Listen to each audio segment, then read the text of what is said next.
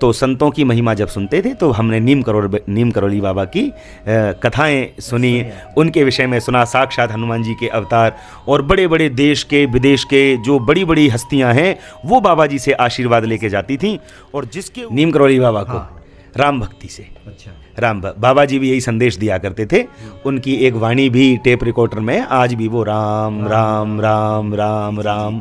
तो हनुमान जी भी राम नाम से प्रसन्न होते हैं और बाबा भी दिन भर राम राम किया करते थे। तो बाबा को यदि प्रसन्न करना है तो बाबा की यदि कैंची धाम में हो तो ठीक है, नहीं तो अपने घर में ही उनकी कोई प्रतिमा अपने सामने लगा लो और उनका ध्यान करते हुए राम राम राम राम जपो, प्रसन्न हो जाएंगे बाबा। तो 2 बार तो हमको उसी दिन दर्शन हो गए थे। फिर जागेश्वर धाम से हम लौट करके आए तो फिर एक बार बाबा जी ने दर्शन दिए और शाम को फिर बाबा जी के दर्शन करके ही हम लौटे। तो मेरे मन में ये अनुभव होता रहा, मैंने कि वाह बाबा, हम दर्शन तो लेकर के इच्छाए थे कि एक बार करके आएंगे, पर आपने कितनी कृपा करी कि 4-4 बार दर्शन दिए। और जिसके ऊपर बाबा अपना वरद हस्त रख दिया करते थे उस व्यक्ति को जीवन में कभी भी पीछे मुड़कर देखने की आवश्यकता नहीं पड़ी, फिर वो सीधे आगे ही बढ़ता चला गया। और ये अनुभव मेरे भी जीवन में, मैं जिस दिन से कैंची धाम का दर्शन करने आया हूँ, आप ये जय सिया राम। बाबा नीम करोली जी महाराज तो हनुमान जी की प्रतिमूर्ति हैं। बाबा जी भक्तों के दुख हर लेते हैं। कोई भी रोता बिलखता व्यक्ति अगर बाबा जी की शरण में चला जाए तो निश्चित तौर पर निहाल होकर के लौटता था। बाबा जी के भक्त भी हैं, आप राम कथा के प्रवक्ता हैं, श्रीमद् भागवत कथा के प्रवक्ता हैं। हनुमान जी तो आपके इष्ट हैं, आदरणीय पवन कौशिक जी महाराज, स्वागत है आपका। जय श्री राम। अच्छा, अभी बातों के क्रम में आप बाबा जी की कुछ अद्भुत लीलाओं की बात कर रहे थे, उनकी महिमा के बारे में बता रहे थे। हम चाहते हैं कि भक्तों को बाबा जी की महिमा से आप भी परिचित कराएं। देखो, ऐसा है कि हम जहाँ वृंदावन में रहते हैं वहीं पर आश्रम भी है बाबा का, नीम करोली बाबा का आश्रम। तो संतों से तो हमारा लगाव रहता ही है, हम तो संतों के पुजारी हैं ही हैं। तो एक बार मेरे मन में ये भाव जगा कि मैं बाबा का जो स्थान है कैंची धाम, वहाँ पर जाके एक बार दर्शन करके आऊँ। अच्छा। तो बड़ी निष्ठा लेकर के, बड़ी श्रद्धा लेकर के मैं दर्शन करने गया और मन में कितनी भावना थी, एक बार, मात्र एक झलक उनकी मिल जाए। लेकिन कहते हैं ना कि भगवान जब कृपा करते हैं तो उनकी कृपा में कोई कंजूसी नहीं होती, भगवान की कृपा तो फिर खूब बरसती है। तो मैं जब पहली बार कैंची धाम गया, मैं पिछली बार जब आपके यहाँ आया था उसके बाद में फिर मैं कैंची धाम गया। अच्छा। तो दर्शन करने तो मैं एक बार के लिए गया था, लेकिन वहाँ पर ऐसा संयोग नीम करोली बाबा बनाते चले गए कि आप विश्वास करना, 2 दिनों के भीतर बाबा ने 4 बार दर्शन दिए। एक बार तो हम जाते ही हमने दर्शन किए, फिर हमारा लौटने का प्लान बना तो अचानक से पता नहीं क्या प्रेरणा हुई, बोले नहीं आज जाने की इच्छा नहीं है, आज यहीं निवास करते हैं, कल जाएंगे। तो फिर शाम को फिर दर्शन हो गए। फिर घर से हमारे से फ़ोन आ गया, बोले बेटा अभी तुम मत आओ, अभी थोड़ा घर पे काम चल रहा है, अभी 1 आध दिन और तुम वहीं भ्रमण कर लो। तो वहाँ से और थोड़ी सी कैंची धाम से 1 घंटे का लगभग रास्ता है, 40-50 किलोमीटर आगे जागेश्वर धाम करके एक तीर्थ है।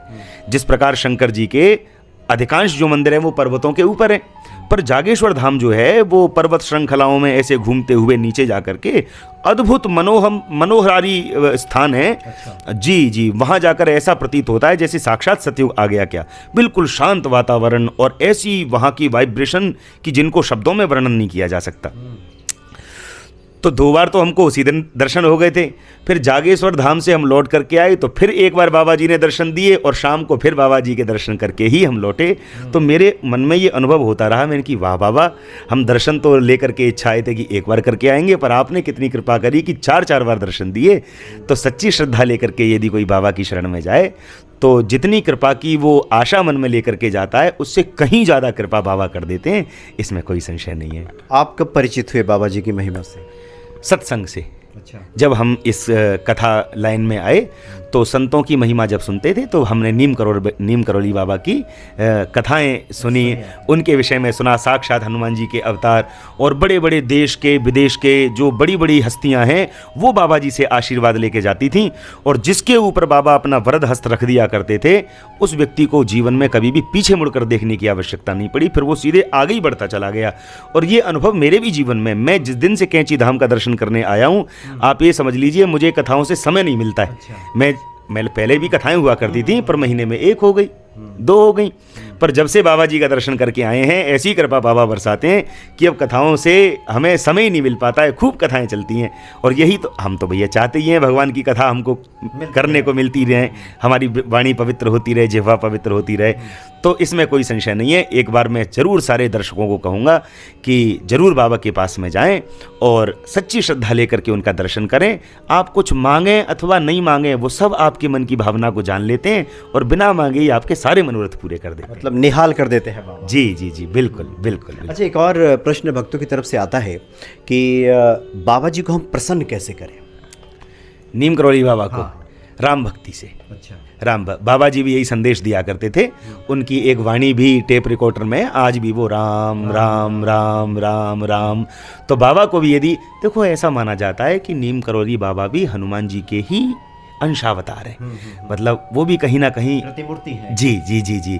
तो हनुमान जी भी राम नाम से प्रसन्न होते हैं और बाबा भी दिन भर राम राम किया करते थे। तो बाबा को यदि प्रसन्न करना है तो बाबा की यदि कैंची धाम में हो तो ठीक है, नहीं तो अपने घर में ही उनकी कोई प्रतिमा अपने सामने लगा लो और उनका ध्यान करते हुए राम राम राम राम जपो, प्रसन्न हो जाएंगे बाबा जी। अच्छा महाराज जी, एक और प्रश्न है। अभी आजकल के समय को देखते हुए हम जो पूछ रहे हैं, जो देश दुनिया में जो चल रहा है, एक है कि ईश्वर के नाम का संकीर्तन प्रचार संतों के माध्यम से हो रहा है, और दूसरा है जो हमारी जो सनातन संस्कृति है उसको सहेजने की बात, राष्ट्रवादी विचारधारा की बात हो रही है, हिंदू राष्ट्र की परिकल्पना की बात हो रही है। काफ़ी संत इसमें लगे हैं, इस पे आपके क्या विचार हैं? बिल्कुल, देखो ये हमारा जो धर्म है ये सनातन धर्म है, और केवल हमारा धर्म नहीं, पूरे विश्व ब्रह्मांड का जो धर्म है वो सनातन धर्म है। लेकिन आज क्या है, आपसी वैर के कारण, राजनीतिक दलों के कारण हम लोगों को भटका दिया गया, सनातन से दूर कर दिया गया।